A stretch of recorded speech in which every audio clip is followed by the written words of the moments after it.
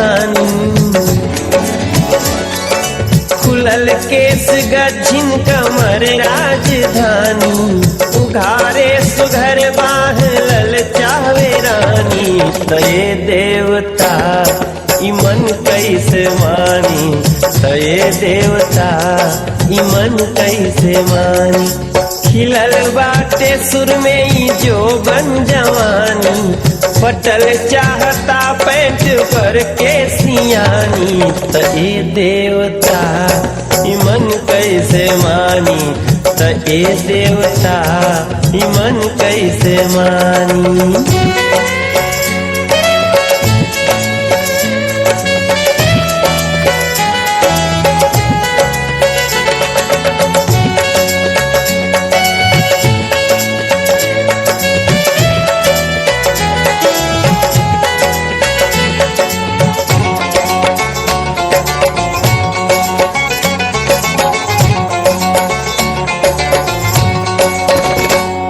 फिरी छोड़ दिहले जवन बाड़ो जुल्फी, भैल जात बाड़े कई लोग कुल्फी। हवा के झकोरा से जब झलके कुर्ती, त देखा है लइकन ले बुढ़वन के फुर्ती। बनावट बदन के लिखत बा कहानी, कमर हकितामा के लच लच कमानी। अरे देवता ई मन कैसे मानी, अरे देवता ई मन कैसे मानी।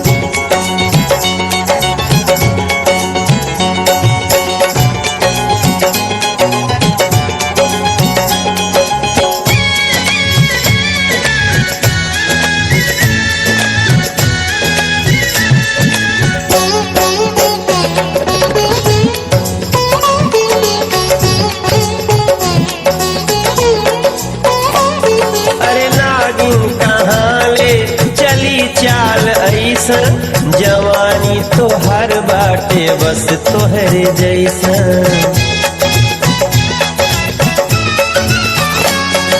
झटका से मत बैठा गाड़ी के ऊपर, झटक जात बा हमरा दिलवा के बम्पर।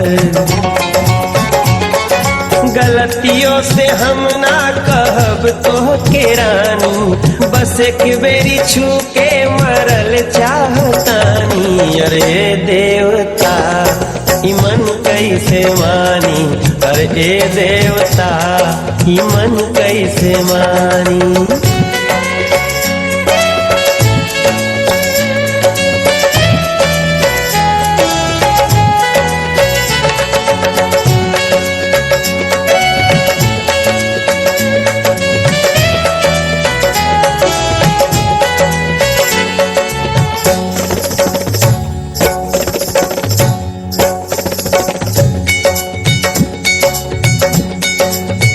बदन के देश में जुल्फ एक शहर लागे, होठ पंजाब के खेतन के बीच नहर लागे। दिल के रक्षा खातिर तैनात बा पर्वत घाटी, नैन के भाषा में लिखत बा प्रेम के पाती। उठानी हम बखानी की ढलानी यह तन के, चले राह में तू हमके बड़ी डर लागे। चढ़त बालू सीढ़ी बादल कत दीवानी, मुख्यालय हिलत बाहिले राजधानी। अरे देवता ई मन कैसे मानी, अरे ए देवता ई मन कैसे मानी। खुलल केस गच्छिन कमर राजधानी, उघारे सुघर बाह ललचावे रानी।